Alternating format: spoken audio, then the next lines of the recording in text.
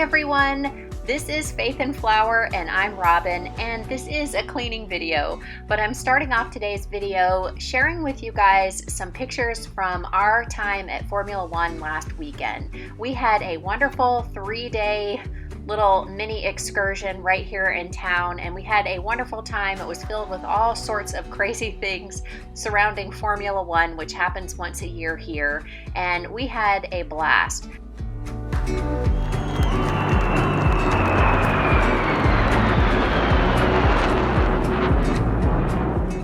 But the reason why I'm showing you this is because I got behind on all of my cleaning, and that is a frequent question here.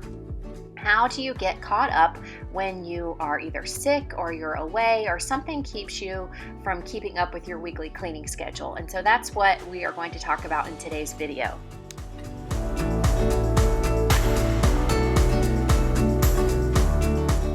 I'm starting off here in our master bedroom closet, getting the dusting done. Today is Thursday, and that's usually the day I will try to cover dusting.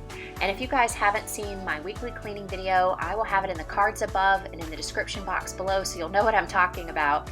But I love having a schedule like this because when you miss a week, it's not really a big deal. Everything's waiting for you. Yes, things may be a little bit dustier, the floors are a little bit dirtier, but you just pick up where you left off and keep going.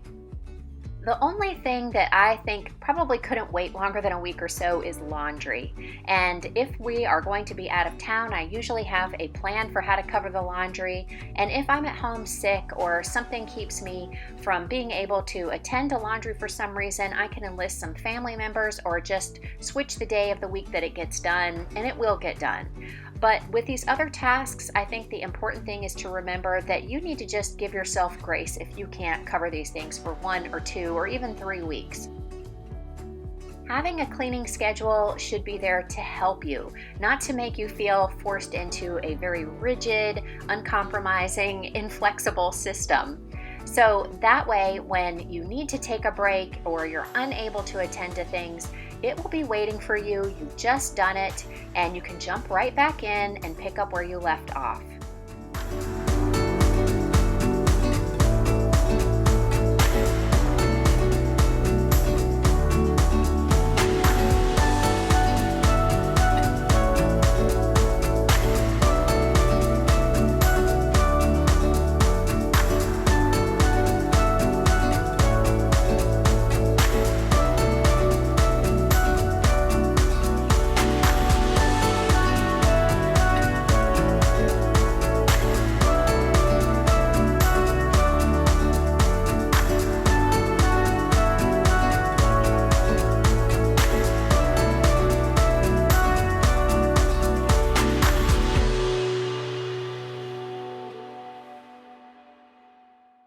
The duster I'm using is the extendable duster from eCloth, and I always have a link in the description box below for you guys. And when I feel like it's rather full, I just quickly vacuum it. We have a little port for our central vacuum in the laundry room. If you have a regular vacuum, that works too. But it's just an easy way to remove the dust and just continue on. With the same duster, I'm able to attach it to the handle, and then in our master bedroom, I can reach all of the crown molding to get rid of cobwebs. I can also do the light fixtures and the vents that are in the ceiling easily. I also like that you can adjust the angle to fit any area that you need to make cleaning a lot easier.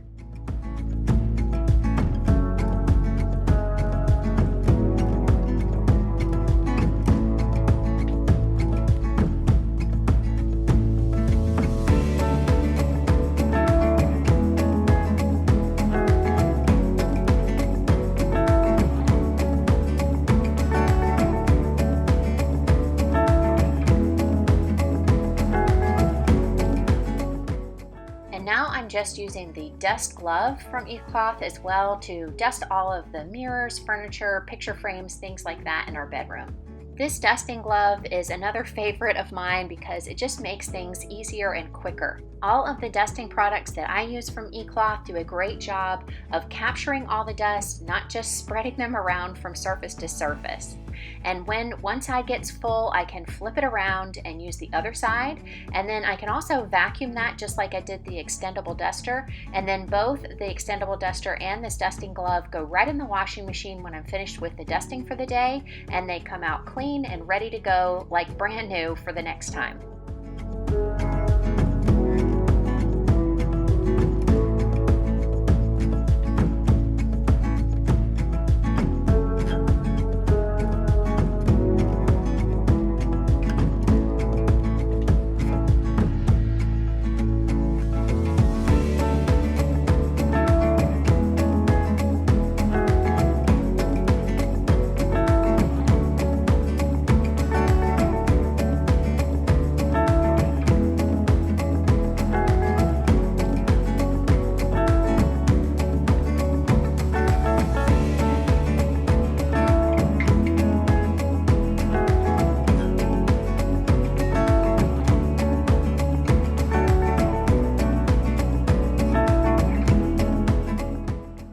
Cleaned the bathrooms yesterday because that was Wednesday and I did not get to the floors. So today I'm going to let my Roomba do the work for me. And so I'm just getting everything up off the floor. Then I'm going to get the Roomba started, close the door, and move on to the next item on my checklist. Now I'm just going to do a quick tidy up in the living room, and instead of vacuuming myself in here, I'm just going to let the Roomba do that work tomorrow morning. I think it's really important to use the things that we have at our disposal to make our lives easier, and I know that not everyone has a robot vacuum to do their work for them.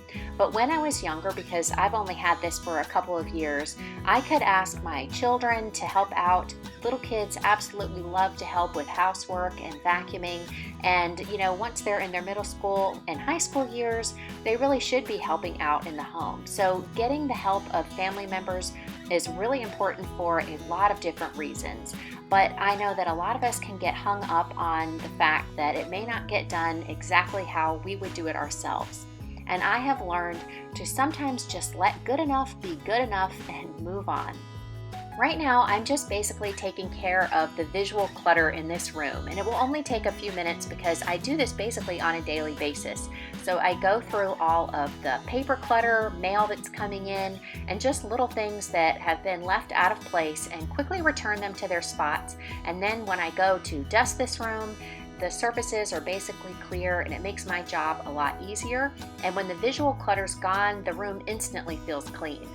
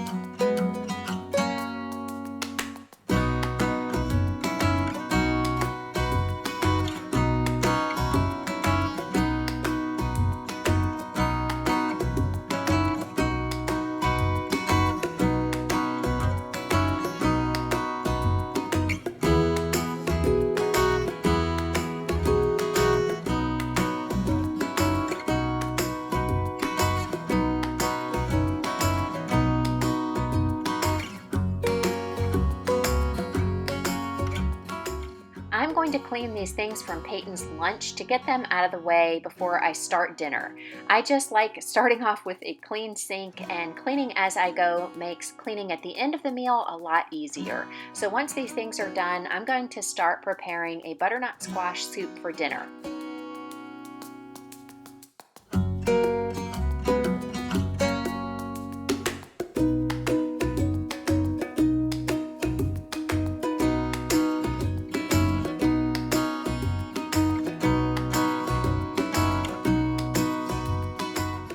decided to roast the butternut squash for this soup. I usually make it in the Instant Pot. And here I'm scraping the seeds into the trash. And I've been trying to put as many of our kitchen scraps into the compost bin as possible. But I thought that if I did that, I might wind up growing butternut squash in our compost bin. So if you guys have ideas for what to do with the seeds, I don't know if they can be roasted like pumpkin seeds. If you guys have ever done that, let me know in the comment section below. And so basically I'm just putting these in the oven at about 400 degrees for about, it should take like 20 or 25 minutes to really roast these. And I thought it would warm up our kitchen because it's a chilly day outside. And also I just love the flavor of the roasted butternut squash in this soup. But as you'll see, it turned out to be kind of a fail. So I think I'm probably going to go back to making this in the Instant Pot like I normally do.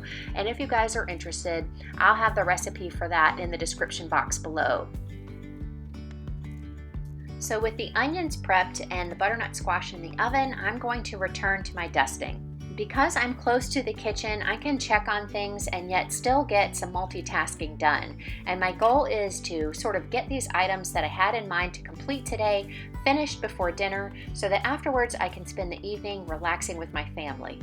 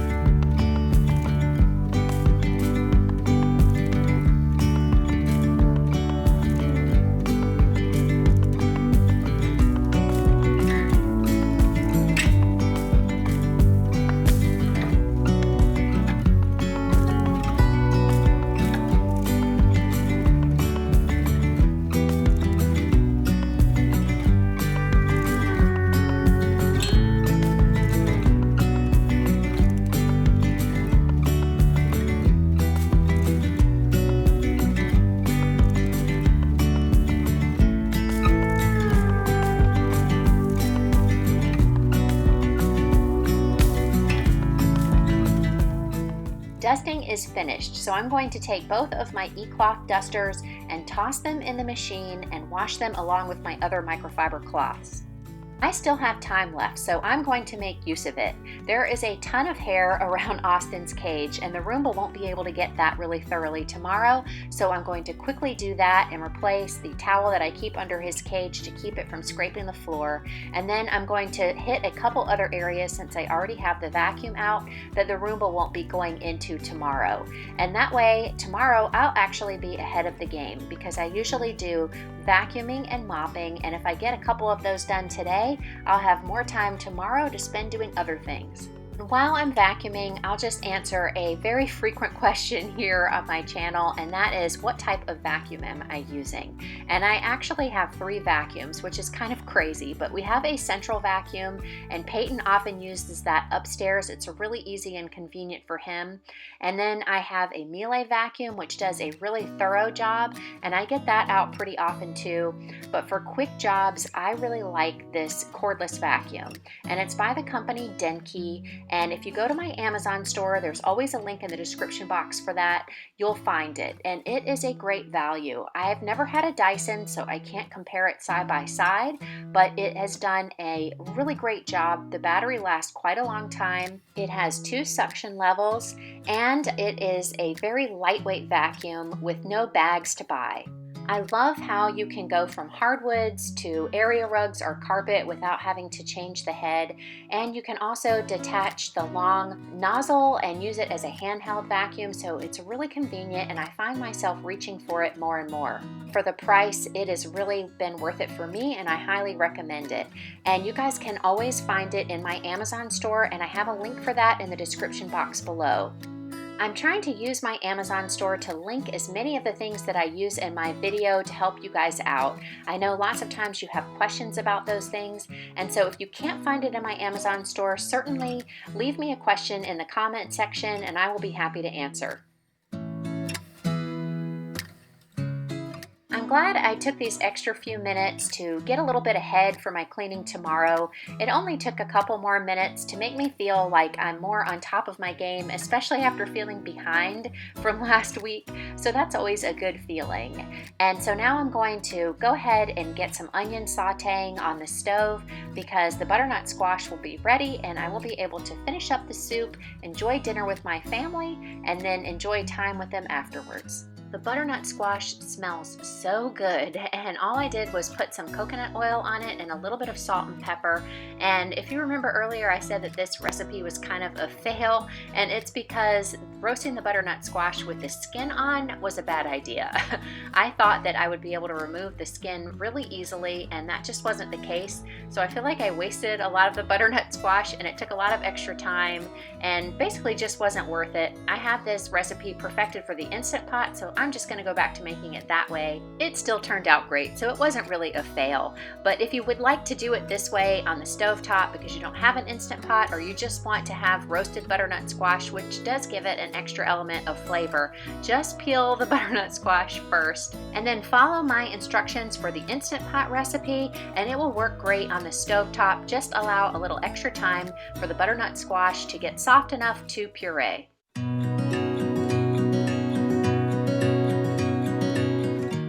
Dinner was finished. The only cleaning I needed to do was to clean up all of the dinner dishes, and here I'm just putting away the soup so that we will have a delicious lunch tomorrow.